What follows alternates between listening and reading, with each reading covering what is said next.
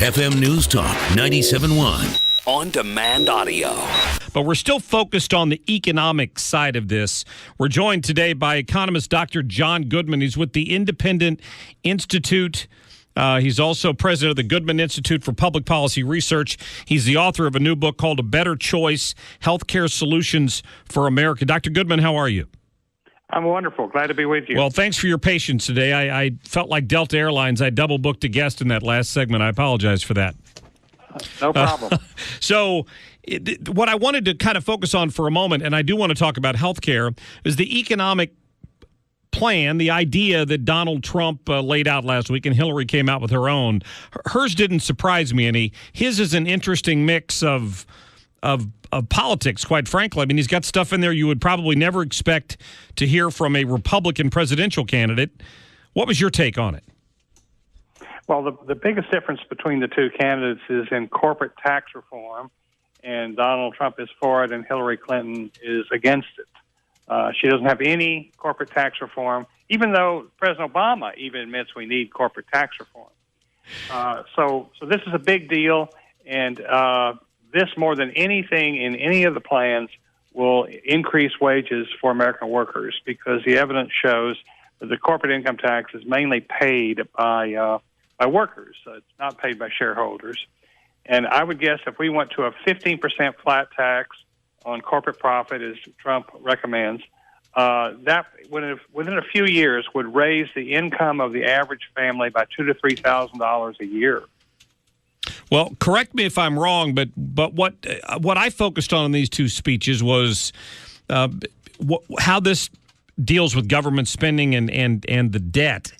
And Donald Trump's plan would decrease it a little bit. Hillary Clinton's would increase it a little bit, I believe.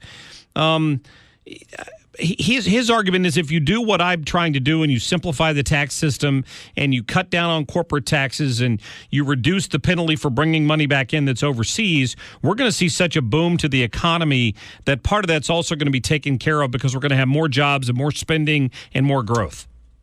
Right. Well, what I said about corporate tax reform, how that increases wages, the reason it does it is because of what you just said. Capital will flow from abroad, and all of a sudden will look very attractive. And that inflow of capital will eventually raise wages. And so workers have a real stake in how we tax corporate profit. So we bring down the marginal rate down from 35% to only 15%.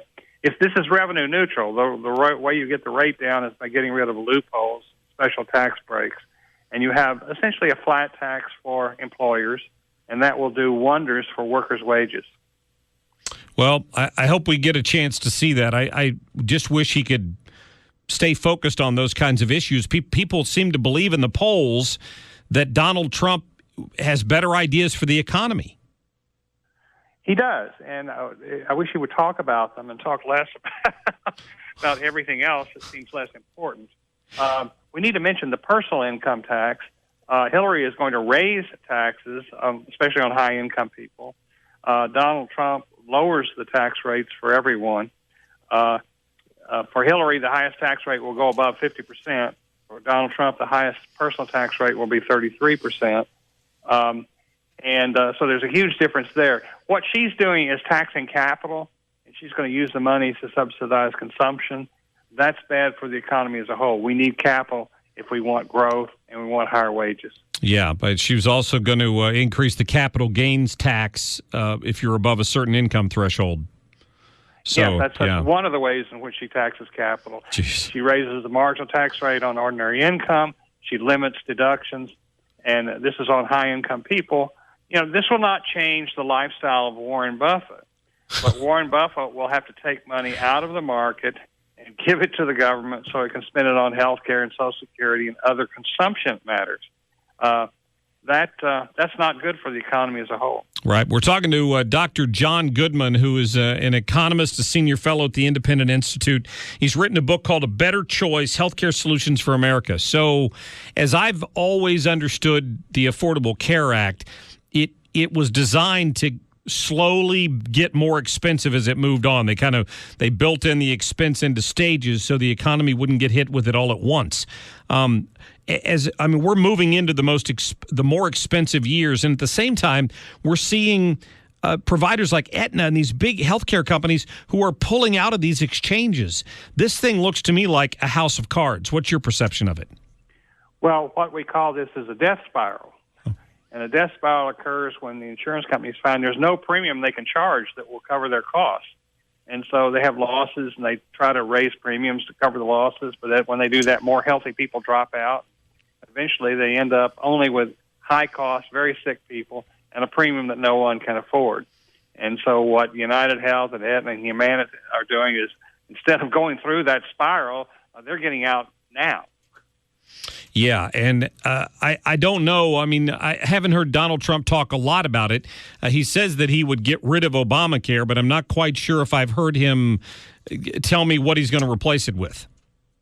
Well, we have a very good bill now in the Congress by Pete Sessions in the House and Bill Cassidy in the Senate. And it would completely reform the healthcare system, would give a universal tax credit to everyone, regardless of income, and that would allow you to afford a minimum amount of health insurance, something that looks like Medicaid. And then if you and your employer want a richer plan, more opportunities, you add your own money. But that treats everybody fairly. It gets rid of all the regulation, all the perverse incentives, and lets government play a neutral role and lets individual choice and competition determine what kind of health plan you have.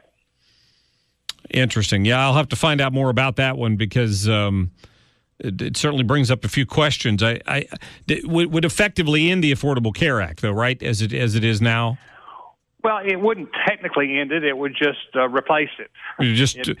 We keep all the money. All the money in Obamacare we keep, but we give it back to the people in the form of a tax break. Well, that sounds like a good deal.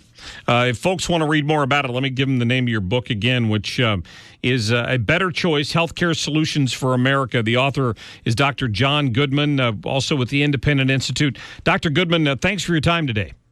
Sure. Tell people to come learn more about the health plan. Come to the GoodmanInstitute.org. Oh, excellent. We'll do it. Thank you very much, sir. Thank you. All right, Bye. Take care. Glad to get him on there. The GoodmanInstitute.org, and you can find out more about how this impacts your life, because it impacts all of us, right? It does.